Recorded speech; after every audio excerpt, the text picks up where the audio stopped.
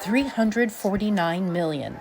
That's the number of people on the planet who don't know where they'll get their next meal, according to the UN's World Food Program. And the number is growing. The agency says by the end of this year it will have fed a record 150 million of the most vulnerable. Experts say a combination of factors is driving food insecurity.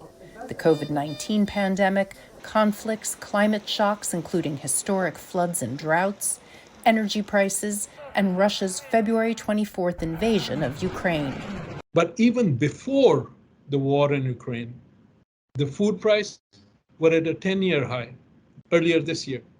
Fuel was at a 7-year high. We were already talking about inflation.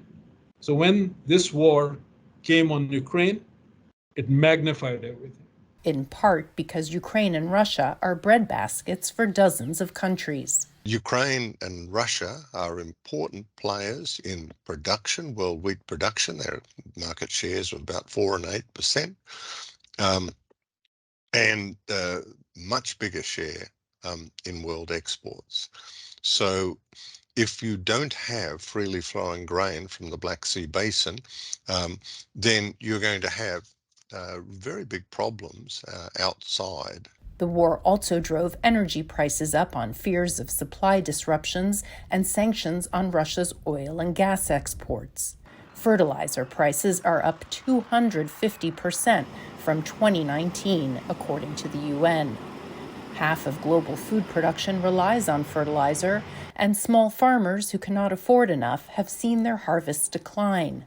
Right now, with all that is happening, we are looking at essentially a shortfall of about 66 million tons of staple foods because of shortage of or unaffordability of fertilizer. I'm talking about crops like wheat, corn, rice.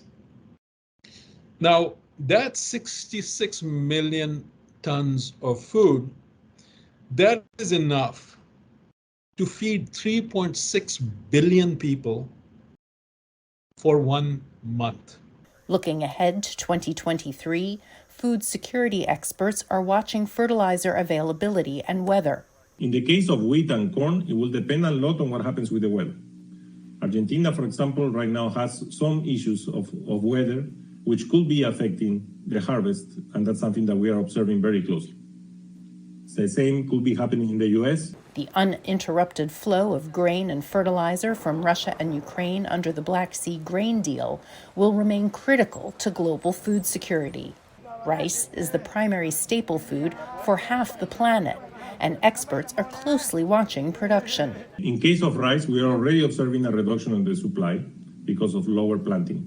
But rice, luckily, we have a lot of stocks because the previous years were pretty good. Economists say the strong U.S. dollar is increasing monetary pressures on dozens of poorer countries who are import dependent and need debt relief. If you're a poor country, if you're highly indebted, if you happen to import your food, your fuel, or your fertilizer, you are in trouble. Amid the rise in food insecurity, the UN recently named its first famine prevention and response coordinator to lead its system-wide response. Margaret Bashir, VOA News, the United Nations.